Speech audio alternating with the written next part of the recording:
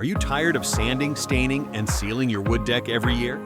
Maintaining a wood deck can feel like an endless cycle of upkeep due to splinters, warping, and weather damage. But don't worry, there's a better option.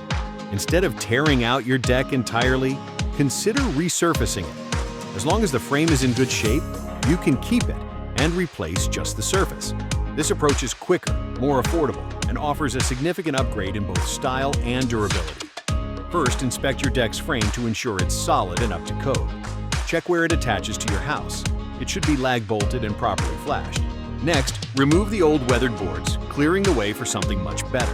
Measure for the height of your new surface material, factoring in its thickness, especially around entrances. Cut and secure these grates with deck screws to form a strong base for your new surface. Finally, lay your choice of decking material. Go for travertine, porcelain tile, or natural stone. These materials are low maintenance, weather resistant, and beautifully transform your outdoor space for decades to come. Resurfacing with SilcaGrate means no more staining or warping, just a gorgeous deck that lasts.